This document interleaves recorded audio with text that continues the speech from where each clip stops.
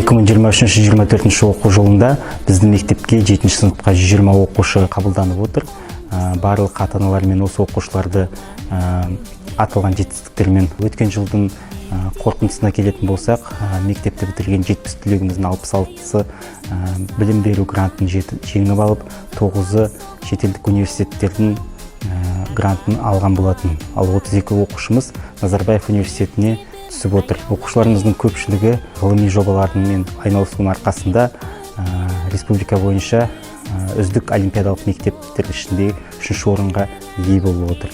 Биылғы жылы Назарбаев зияткерлік мектептері дербес білім беру ұйымына 15 жыл барлық мектеп қауымдастығын бүгінгі білім күнімен шын жүректен құттықтаймын.